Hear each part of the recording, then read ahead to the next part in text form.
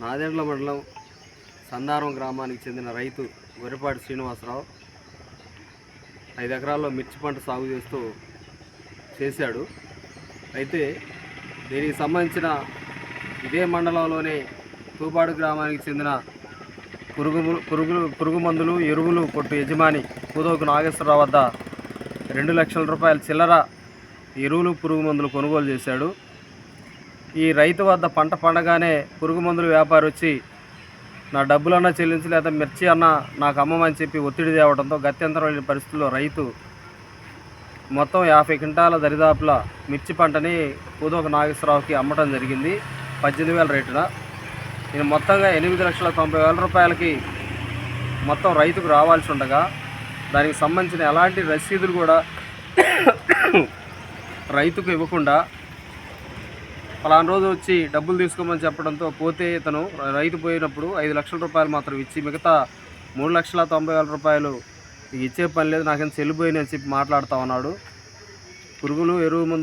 పురుగు మందులు ఎరువులు కొన్న రేట్ అయితే 2 లక్షల చిల్లర ఉంది. అదేవిధంగా మరో 54,000 రూపాయలకి విత్తనాలు కొనుగోలు చేశాడు. దానికి ఎలాంటి రసీదు రైతుకి ఇవ్వలేదు. అసలు ఎరువులు పురుగు మందులు అమ్మే దాంట్లో విత్తనాలు అమ్మడానికి సంబంధించిన లైసెన్స్ కానీ ఏమీ కూడా పూదోక నాగేశ్వరరావు చూపించట్లేదు. ఇదే విధంగా ఎరువులు పురుగు మందులు కూడా అధిక రేట్లకి రైతులకి అంటగడుతూ రైతుల వద్ద ముక్కుబిండు వసూలు చేసే పరిస్థితి ఉంది. వడ్డీలకు వడ్డీలు వేసి రైతులను నడ్డి విరిసే పరిస్థితి కనపడతా ఉంది. ముఖ్యంగా పూదోక నాగేశ్వరరావు పెద్ద ఎత్తున రైతుల్ని అనేక రకాల ఇబ్బందులకు గురి చేస్తూ పంట ఇస్తావా చస్తావా, డబ్బులు ఇస్తావా చస్తావా అని కుతికి మీద కత్తి పెట్టేలాగా అతని ప్రవర్తన ఉంది. కాబట్టి సంబంధిత రైతు గొర్రెపాటి శ్రీనివాసరావు నాకు ఇట్లా నేను డబ్బులు ఇచ్చే పనేం లేదు, నీకు ఇవ్వాల్సి ఇచ్చాను, మిగతా బాకీ కింద పోయినాయి అని చెప్పి రైతు మీద దౌర్జన్యానికి పాల్పడటంతో ఇటీవల గత సోమవారం జరిగిన గ్రీవెన్స్ డేలో జిల్లా కలెక్టర్ గారిని కలవడం జరిగింది.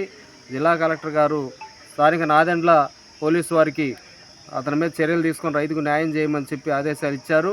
దానికి సంబంధించి ఈరోజు ఇక్కడ నాదెండ్ల రావడం జరిగింది.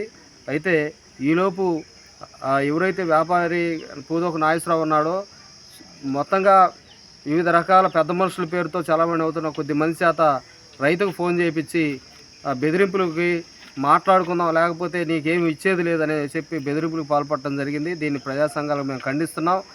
రైతుకి ప్రభుత్వం వెంటనే త్వరితగతిన న్యాయం జరిగేలా చూడాలని, ఎవరైతే అక్రమ వ్యాపారాలు చేస్తూ రైతుల్ని మోసం చేస్తున్నారో వాళ్ళ మీద చర్యలు తీసుకోవాలని మేము డిమాండ్ చేస్తా ఉన్నాం.